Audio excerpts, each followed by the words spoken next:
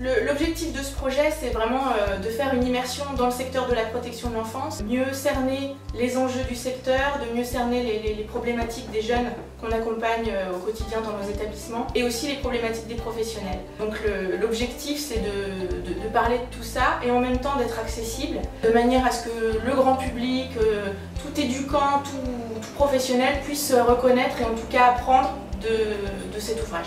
On voulait que ce soit un livre accessible par tous. On a décidé de faire un ouvrage à 2 voix et donc de travailler avec une auteure. Donc la première étape, ça a été vraiment toute une étape de coordination du projet et puis travailler avec Caroline pour lui faire découvrir le secteur de la protection de l'enfance et qu'elle s'en imprègne exactement. Puis ensuite, on a travaillé sur le contenu, à la fois les problématiques et les histoires de vie que pouvaient rencontrer les personnages de son roman, et en même temps sur les problématiques que nous on voulait aborder plus dans notre partie, la partie éclairage professionnel.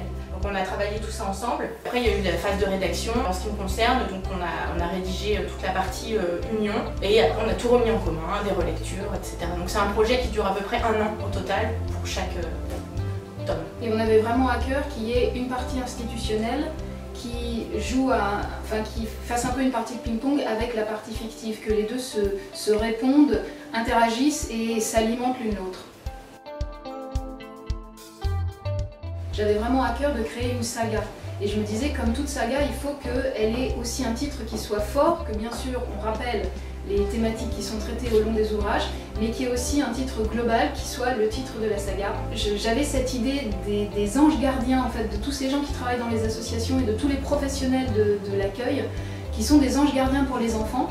Or, comme les ouvrages sont quand même très centrés sur les enfants, je me suis dit je vais transposer ça et au lieu des anges gardiens, ce sera les anges gardés. C'est comme ça que m'était venue l'idée du titre. Un titre qui correspond plus à la partie romancée écrite par Caroline, et un titre qui correspond à la partie professionnelle et qui rappelle le sujet, la valeur qui est déclinée dans le tome en question. On voulait justement mettre en avant le fait que c'était un livre qui avait été écrit à 2 voix.